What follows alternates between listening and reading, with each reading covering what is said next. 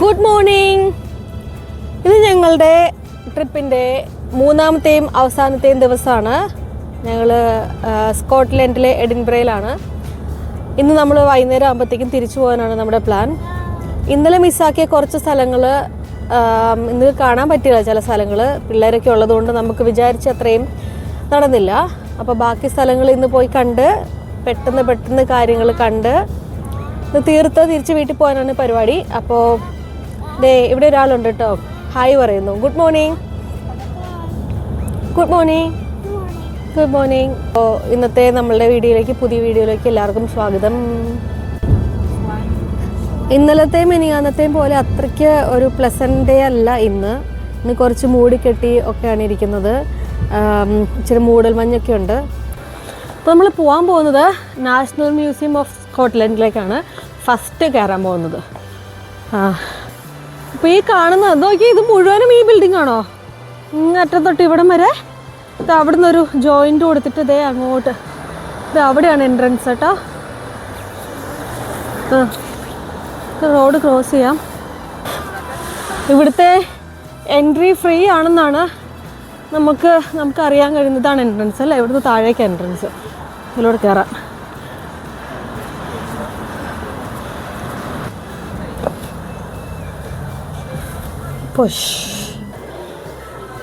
ഇവിടെ കയറുമ്പോൾ തന്നെ ഒരു ലെഫ്റ്റ് സൈഡിലൊരു ഷോപ്പൊക്കെ ഉണ്ട്. ഷോപ്പും സുവനീറൊക്കെ വിൽക്കുന്ന കട. ഇവിടെ നിന്ന് അങ്ങോട്ടാണോ? അത് എങ്ങോട്ടാണ് തുടക്കം? നമ്മൾ കയറി വരുന്ന ഫസ്റ്റ് ഫ്ലോറാണ്. ഇതിങ്ങനെ അവിടെ വരെയും ഇങ്ങനെ നീണ്ടു കിടക്കുക. കയറി വരുന്നതിൻ്റെ ലെഫ്റ്റ് സൈഡിൽ തന്നെ ഒരു ഷോപ്പൊക്കെ ഉണ്ട്. ഇത് ഈജിപ്തിലെ മമ്മിയുടെ കല്ലറയുടെ അടപ്പാണ് കേട്ടോ. ഇതിൻ്റെ പുറം വശം എങ്ങനെയാണെന്ന് കാണിച്ചു തരാം. ശരിക്കും ഒരു അടപ്പ്, ആ ഒരു രൂപത്തിൽ തന്നെയാണ് ഇവിടെ ഉണ്ടോ. ഓക്കേ, ഉണ്ടോ. നമുക്കിനി മുകളിലേക്ക് പോകാം. ഇതുണ്ടോ, ഇതിൻ്റെ സൈഡിൽ മുഴുവൻ പഴയ കാലത്തെ ആയുധങ്ങളൊക്കെയാണ് വെച്ചേക്കുന്നത് കേട്ടോ. ഒരു ഷോയ്ക്ക് വെച്ചേക്കുന്നതാണ്. നമ്മൾ കയറുമ്പോൾ തന്നെ കാണുന്നത് ഈ സെക്ഷൻ എന്ന് പറയുന്നത് 1, 3, 5 ലെവൽസ് ഉള്ളത് നാച്ചുറൽ വേൾഡാണ്. നാച്ചുറൽ സാധനങ്ങൾ മാത്രമുള്ള ഇതുണ്ടോ. വലിയൊരു dinosaur, life at the limits. Okay, വലിയൊരു ഒട്ടകം. Biggest giant spider. Ocean giants എന്ന് പറയുമ്പോൾ എന്തൊക്കെയാണ് ഉള്ളത് ഇവിടെ? ഈ കാണുന്ന വൈറ്റ് സാധനം ഉണ്ടല്ലോ, ഈ കാണുന്ന വൈറ്റ് സാധനം ബ്ലൂ വെയിലിൻ്റെ നീലത്തിമിംഗലത്തിൻ്റെ താടിയല്ലാട്ടോ ഈ കാണുന്നത്. ഇത് ആഫ്രിക്കൻ എലിഫൻറ്റിൻ്റെ ഒരു ഇതാണ് കേട്ടോ. ഒരു റിയൽ ഹൈറ്റിൽ അതിൻ്റെ യഥാർത്ഥത്തിലുള്ള ഹൈറ്റ് തന്നെയാണ് ഉണ്ടാക്കി വെച്ചത്. കണ്ടിട്ടൊരു കൊമ്പനാനിയാന്ന് തോന്നുന്നു.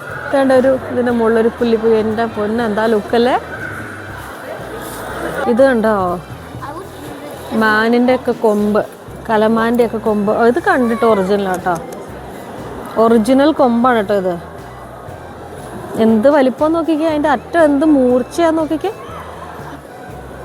വലിയൊരു ആനക്കൊമ്പ്. ആർക്കറിയാം, ആഫ്രിക്കൻ ആനയുടെ കൊമ്പാണ് കേട്ടോ ഇത് ടസ്ക് മിനുസാവുന്നത് അല്ലേ. ഇതുണ്ട്, ഈ കാണുന്ന മീനിൻ്റെ കോമ്പല് പോലത്തെ സാധനമാണ് കേട്ടോ ഇത്. എന്ത് നീളം നോക്കിക്കേ, എന്ത് നീളം നോക്കിക്കേ. അതുപോലെ ഈ മാനിൻ്റെ ഈ മാനാണോ അതോ ഇതിൻ്റെ കൊമ്പ്?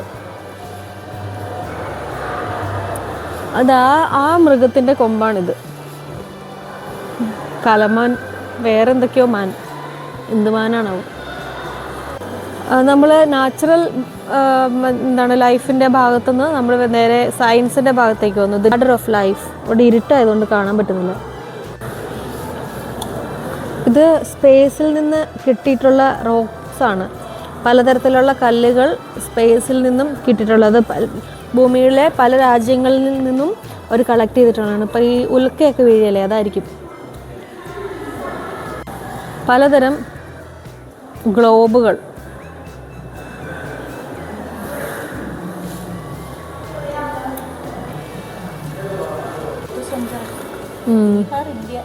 Origins of Buddhism. അതെ, മ്യാൻമാർ ഉണ്ട്, ശ്രീലങ്ക ഉണ്ട്, ബീഹാർ ഉണ്ട്. ഇത് അവിടെ നിന്നൊക്കെ കളക്ട് ചെയ്തിട്ടുള്ള സാധനങ്ങളാണ് ഇത് കേട്ടോ. സ്ലീപ്പിംഗ് ബുദ്ധയാണല്ലോ ഒരെണ്ണം, ഇതേ മോളിൽ കിടക്കുന്ന ഒരു സ്ലീപ്പിംഗ് ബുദ്ധ. ഇത് തായ്ലൻഡിൽ നിന്ന് കൊണ്ടുവന്ന ഒരു ഗോൾഡൻ ബുദ്ധയാണ് കേട്ടോ. അപ്പം ബാക്കിയൊക്കെ ഡയമണ്ട് ആയിരിക്കുമോ? എന്താ തിളക്കം നോക്കിക്കേ. ഈ ബുദ്ധനെ തായ്ലൻഡ് ഗവൺമെൻറ് ഗിഫ്റ്റ് കൊടുത്താണ് കേട്ടോ സ്കോട്ട്ലൻഡിന്. പക്ഷെ ബാക്കിയൊക്കെ പിടിച്ചുകൊണ്ടുവന്നാണ്. India 18th century, India 12th century. ഇന്ത്യയിൽ നിന്ന് കൊണ്ടുവന്ന സാധനങ്ങളും കൊണ്ടാണ് ഇവർ മ്യൂസിയം നടത്തുന്നത്. തായ്ലൻഡിൽ നിന്ന് കൊണ്ടുവന്നിട്ടുള്ള ഒരു വലിയൊരു പാത്രമാണ്. ഇത് കണ്ടാൽ തോണിയെന്ന് തോന്നും, പക്ഷേ ഇത് സംഭവം ഭക്ഷണമൊക്കെ സെർവ് ചെയ്യാൻ വേണ്ടിയിട്ട് അവർ യൂസ് ചെയ്തിരുന്നതാണ്. Science and technology. ഇത് സയൻസ് ആൻഡ് ടെക്നോളജിയുടെ ഒരു ഏരിയ ആണ് കേട്ടോ.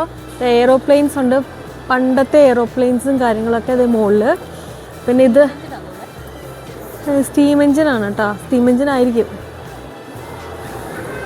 കണ്ടോ, ഇത് ട്രെയിനിൻ്റെ എൻജിൻ.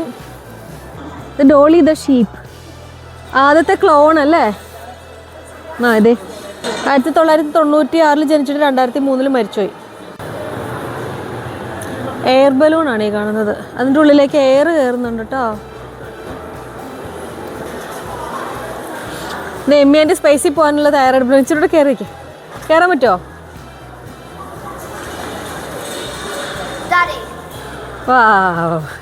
ഇതൊരു റോബോട്ടാണ്. ഇതിൻ്റെ പേര് ഫ്രെഡി. കൈയും കണ്ണുമുള്ള ചിന്തിക്കാൻ കഴിയുന്ന ലോകത്തെ ആദ്യത്തെ റോബോട്ടാണ് ഇത് ഈ കാണുന്നത്. ഇതിൻ്റെ പേരാണ് ഫ്രെഡി. ദ കിങ്ഡം ഓഫ് സ്കോട്ട്ലൻഡിൻ്റെ കുറേ കാര്യങ്ങളാണ് ഇവിടെ ഉള്ളത്. എന്തൊക്കെയാണുള്ളത് നമുക്ക് നോക്കാം. സ്കോട്ട്ലൻഡിൻ്റെ സ്റ്റോറിയാണ് ഇവിടെ മുഴുവൻ പറയുന്നത്. ഈ ഒരു ഫ്ലോർ മുഴുവൻ ഇങ്ങനെയാണ് കേട്ടോ. സ്കോട്ട്ലൻഡിൻ്റെ ചരിത്രം പറയുന്ന കുറേ കാര്യങ്ങൾ. അത് കാത്തലിക് ചർച്ചിൽ നിന്നും കണ്ടെത്തിയിട്ടുള്ള സാധനങ്ങളാണിത്. 1560, 1690 കാലഘട്ടങ്ങളിൽ ഇത് അതിൽ നിന്നും കിട്ടിയിട്ട് സൂക്ഷിച്ചു വെച്ചിരുന്ന സാധനങ്ങളാണ് ഈ കാണുന്നതൊക്കെ. ഈ കാത്തലിക് ചർച്ച് അവർ നശിപ്പിച്ചിട്ട് അവർ പ്രൊട്ടസ്റ്റൻ്റ് ഇതിലേക്ക് വിശ്വാസത്തിലേക്ക് മാറിയായിരുന്നു. അന്നത്തെ കാലത്ത് അതിൽ നിന്നും കണ്ടെത്തി സൂക്ഷിച്ചിട്ടുള്ള സാധനങ്ങളാണ് ഇതൊക്കെ.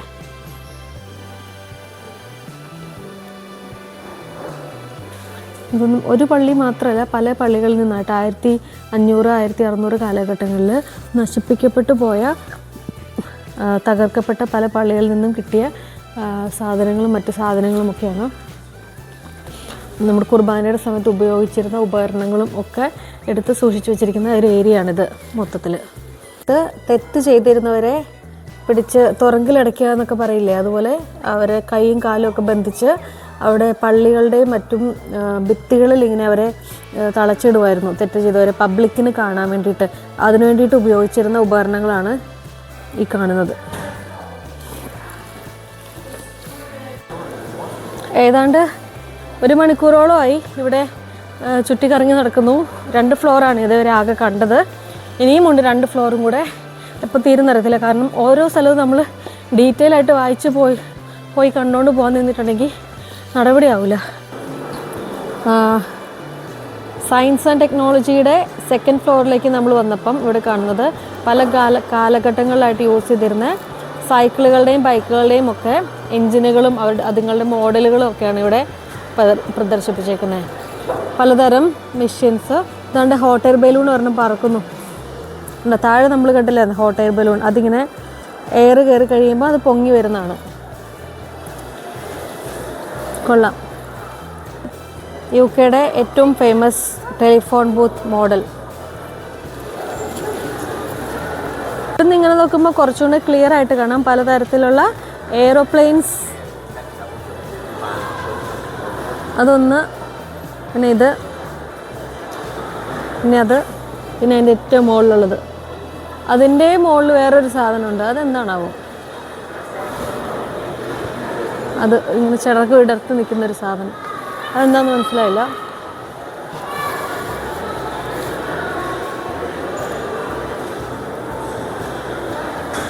ഓക്കെ. എഡിൻബ്ര വിസിറ്റ് ചെയ്യുന്നവർക്ക് ഒരിക്കലും മിസ് ചെയ്യാൻ പാടില്ലാത്ത ഒരു സ്ഥലമാണ് നാഷണൽ മ്യൂസിയം ഓഫ് സ്കോട്ട്ലൻഡ്. ഇത് ഭയങ്കര നല്ലതാണെന്നാണ് എൻ്റെ ഒരു അഭിപ്രായം. ഒരുപാട് കാര്യങ്ങൾ പ്രത്യേകിച്ച് കുട്ടികളൊക്കെ ആയിട്ട് വരുന്നവർക്ക് കാണാൻ പറ്റും. അവരൊരിക്കലും കണ്ടിട്ടില്ലാത്ത ഒരുപാട് കാര്യങ്ങൾ ഇവിടെ അതിൻ്റെ മോഡലുകളും കാര്യങ്ങളും ഉണ്ട്. നമുക്ക് നല്ലൊരു എക്സ്പീരിയൻസ് ആണ്. ഞാനിത് നല്ല രീതിയിൽ എല്ലാവർക്കും റെക്കമെൻഡ് ചെയ്യുന്നു. സ്കോട്ട്ലൻഡിൽ അല്ലെങ്കിൽ എഡിൻബറ വരുന്നവർ നിർബന്ധമായിട്ടും കണ്ടിരിക്കേണ്ട ഒരു സ്ഥലമാണ് ഈ ഒരു മ്യൂസിയം എന്ന് പറയുന്നത്. പിന്നെ ഇവിടെ നമുക്ക് പേയ്മെൻ്റ് ഒന്നുമില്ല, ടിക്കറ്റും കാര്യങ്ങളൊന്നുമില്ല. നമുക്ക് ഫ്രീ ആയിട്ട് കയറാം, കാണാം. താല്പര്യമുള്ളവർക്ക് ഇവിടെ ഒരു ഡൊണേഷൻ ബോക്സുകളുണ്ട്. അതിൻ്റെ ഉള്ളിൽ എന്തെങ്കിലും എമൗണ്ട് ഡൊണേറ്റ് ചെയ്യാം താല്പര്യമുള്ളവർക്ക്. ഇത് ആരീ കാർ ഓടിക്കുന്നേ?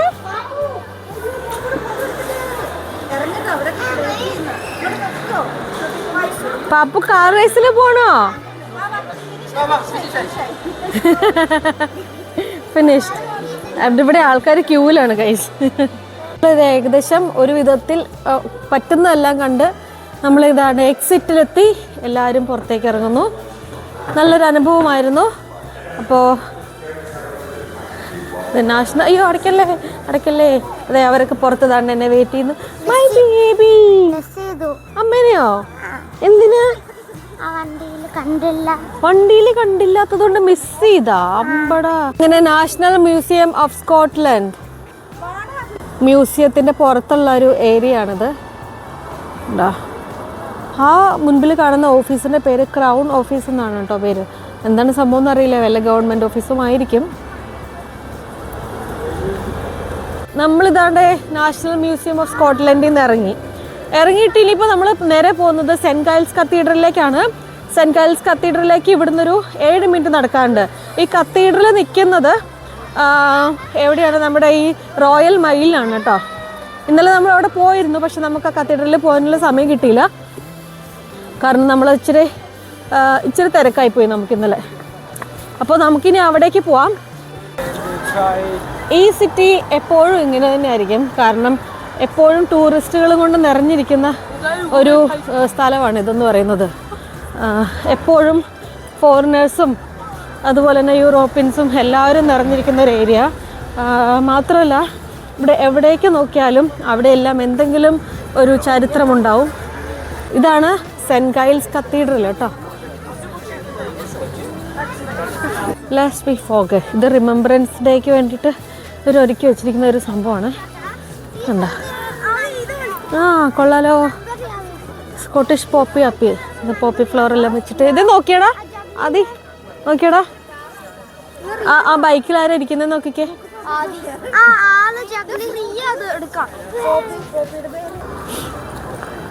Cent Giles cathedral.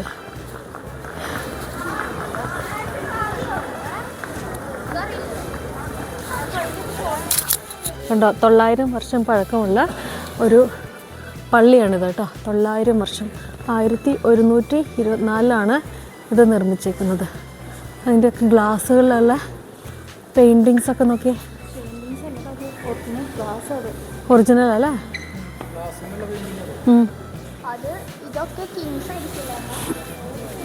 എന്താ ലുക്ക്. 900 വർഷം പഴക്കമുള്ള പള്ളി. ഇതിൻ്റെ അകത്തെ കറുത്താവ് കുറച്ചുകൂടി ഒറിജിനൽ ആയിരിക്കും അല്ലേ? 900.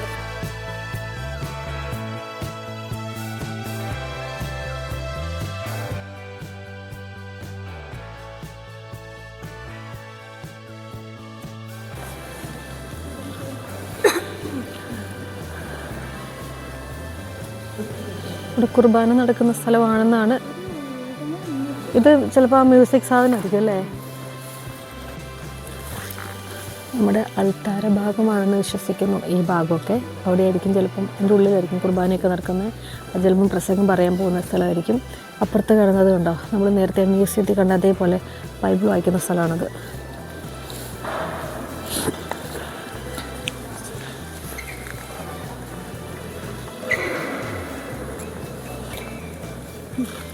ഇവിടുത്തെ ജനലുകളിലത്തെയൊക്കെ പെയിൻറ്റിങ് കണ്ടോ, എന്ത് ഭംഗിയാണെന്ന് നോക്കിക്കേ. ഇതിപ്പോൾ പള്ളി എന്നുള്ളത് പറയാൻ പറ്റില്ല അല്ലേ, ഇതൊരു കച്ചവട സ്ഥലമായി മാറി. അതിൻ്റെ ഉള്ളിലുണ്ട് കച്ചവടമൊക്കെ.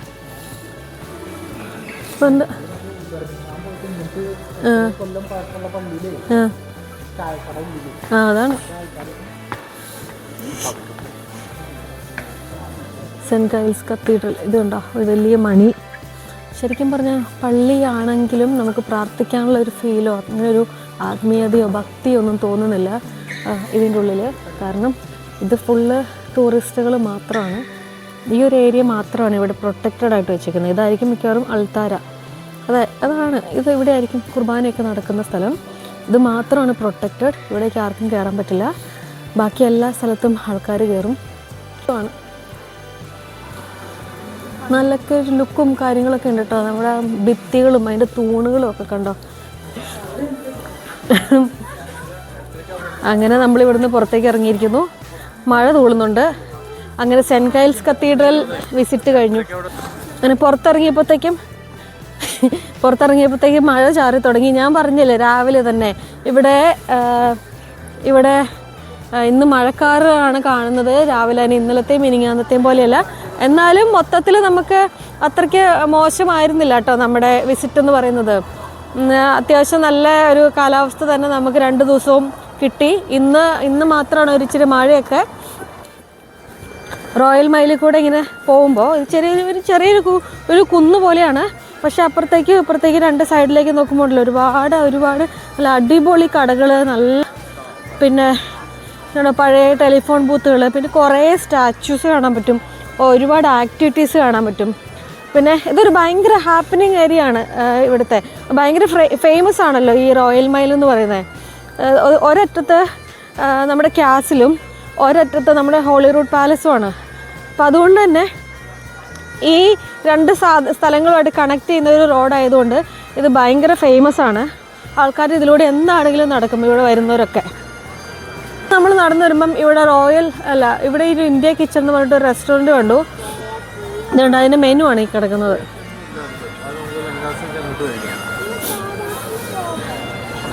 നമ്മൾ മെനു ഒക്കെ കണ്ട സ്ഥിതിക്ക് ഇന്ത്യ കിച്ചണിൽ ഒന്ന് കയറി നോക്കാം എന്താണ് അവിടെ ഉള്ളതെന്ന്. This must be the place എന്ന് വിചാരിക്കാം.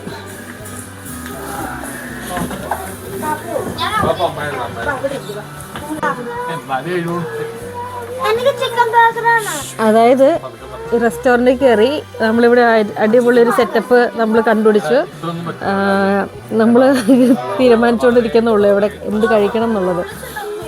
ഇതൊരു ഫാമിലിക്ക് മാത്രം ഇരിക്കാൻ പറ്റുന്നൊരു സ്പേസാണ് കേട്ടോ. കാത്തിരുന്ന് നമ്മുടെ ഫുഡ് വന്നു. നാനും ബട്ടർ ചിക്കനുമാണ് നമ്മൾ ഓർഡർ ചെയ്തത്. എല്ലാവരും ആക്രമണം തുടങ്ങിക്കഴിഞ്ഞു. പാപ്പുവിന് മാത്രം സ്പെഷ്യൽ നഗറ്റ്സ് ഉണ്ട്. അപ്പം അപ്പം ഞങ്ങൾ കഴിക്കട്ടെ കേട്ടോ. Thank you. ഇതാണ് നമ്മുടെ ഫുഡ്.